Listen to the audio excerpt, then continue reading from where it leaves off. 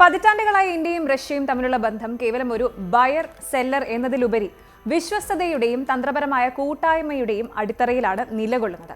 എന്നാൽ ഇപ്പോൾ ഈ ട്രഡീഷണൽ ബോണ്ടിംഗ് റഷ്യൻ പാർലമെന്റിന്റെ അധോസഭയായ സ്റ്റേറ്റ് ഡ്യൂമ അംഗീകരിച്ച ഒരു ലാൻഡ്മാർക്ക് ഡീലിലൂടെ പുതിയൊരു മാനത്തിലേക്ക് ഉയർന്നിരിക്കുകയാണ്. അതാണ് റെലോസ് കരാർ.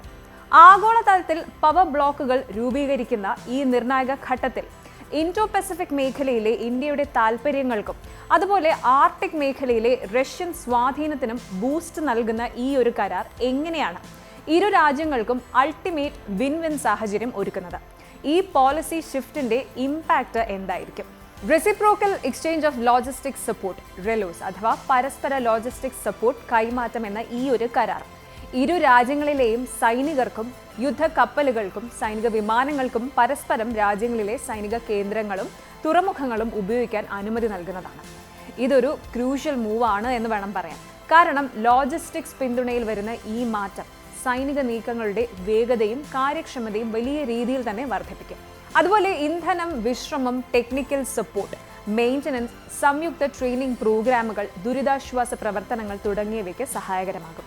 ചുരുക്കത്തിൽ ഇരു സേനകളുടെയും ഓപ്പറേഷണൽ കപ്പാസിറ്റി വർദ്ധിപ്പിക്കാനും ഫ്ലെക്സിബിലിറ്റി ഉറപ്പാക്കാനും ഈ ഒരു കരാർ സഹായിക്കും.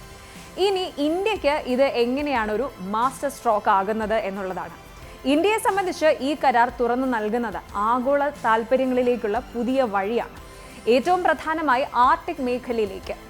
ആർട്ടിക് മേഖലയിലെ എൻട്രി തന്നെയാണ് ഇതിൽ പ്രധാനം. ആർട്ടിക് മേഖലയിൽ റഷ്യയുടെ സൈനിക കേന്ദ്രങ്ങളും നാവിക തുറമുഖങ്ങളും ഉപയോഗിക്കാൻ ഇന്ത്യക്ക് ഇതിലൂടെ സാധിക്കും. ഇത് ഇന്ത്യയുടെ ശക്തി വർദ്ധിപ്പിക്കും. റഷ്യയുടെ തന്ത്രപ്രധാനമായ മിലിറ്ററി ബേസുകളിലേക്കുള്ള പ്രവേശനം ഇന്ത്യൻ നാവികസേനയുടെ റീച്ച് വർദ്ധിപ്പിക്കുന്നു. ഇത് ഇൻഡോ പസഫിക്കിൽ ഇന്ത്യക്ക് ക്ലിയർ കട്ടായ മേൽക്കൈയും നൽകും. അതുപോലെ ദൂരയാത്രകളിൽ കപ്പലുകൾക്ക് വേഗത്തിൽ തന്നെ ലോജിസ്റ്റിക് പിന്തുണ ലഭിക്കുന്നത് ഓപ്പറേഷണൽ കോസ്റ്റ് കുറയ്ക്കാനും സഹായിക്കും. ഒപ്പം റഷ്യൻ നിർമ്മിത പ്രതിരോധ ഉപകരണങ്ങളുടെ മെയിൻ്റനൻസ് ഉറപ്പാക്കാനും ഈ കരാർ വഴി സാധിക്കുന്നു. അടുത്ത ചോദ്യം, റഷ്യയ്ക്ക് ഇത് എങ്ങനെ ഒരു പവർ പ്ലേ ആകുന്നു എന്നതാണ്. റെലോസ് കരാർ റഷ്യയ്ക്കും തുല്യമായ ആഗോള പ്രാധാന്യം നൽകുന്നു. ഇന്ത്യൻ മഹാസമുദ്രത്തിലും വിശാലമായ ഇൻഡോ പസഫിക് മേഖലയിലും റഷ്യയ്ക്ക് തങ്ങളുടെ നാവിക സാന്നിധ്യം ശക്തിപ്പെടുത്താൻ ഇന്ത്യൻ തുറമുഖങ്ങൾ ഉപയോഗിക്കാൻ സാധിക്കുന്നത് പ്രാധാന്യമർഹിക്കുന്ന ഒന്നാണ്. ഒപ്പം പാശ്ചാത്യ രാജ്യങ്ങൾ റഷ്യയ്ക്ക് മേൽ ഉപരോധം ഏർപ്പെടുത്തിയിരിക്കുന്ന ഈ ഒരു സമയത്ത് ഇന്ത്യയുടെ ലോജിസ്റ്റിക്സ് ശൃംഖല റഷ്യയ്ക്ക് വലിയ ആശ്വാസമാണ്.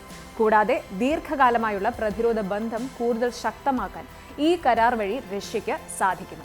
ഇത് ആഗോളതലത്തിൽ റഷ്യയുടെ ഡിപ്ലോമാറ്റിക് സ്റ്റാൻസിനെ ബലപ്പെടുത്തും. റെലോസ് കരാർ കേവലം സൈനിക പിന്തുണയുടെ കൈമാറ്റം മാത്രമല്ല, ഇരു രാജ്യങ്ങളും തമ്മിലുള്ള സെക്യൂരിറ്റി പാർട്ട്ണർഷിപ്പിന്റെ ആഴം വർദ്ധിപ്പിക്കുന്നു. ആഗോളതലത്തിൽ തങ്ങളുടെ സ്ട്രാറ്റജിക് പ്രൊജക്ഷൻ വിപുലീകരിക്കാൻ ഇന്ത്യക്കും GPS അതായത് ഗ്ലോബൽ പവർ സ്റ്റാറ്റസ് നിലനിർത്താൻ റഷ്യയ്ക്കും ഈ കരാർ ഒരുപോലെ ബെനിഫിഷ്യൽ ആണ് എന്ന് ചുരുക്കം. ഈ ചരിത്രപരമായ നേട്ടം യാഥാർത്ഥ്യമാകുന്നതോടെ ആഗോള പ്രതിരോധ ഭൂപടത്തിൽ ഇന്ത്യയും റഷ്യയും തങ്ങളുടെ സ്വാധീനം എത്രത്തോളം വർദ്ധിപ്പിക്കുമെന്നത് ലോകം ആകാംക്ഷയോടെ ഉറ്റുനോക്കുകയാണ്.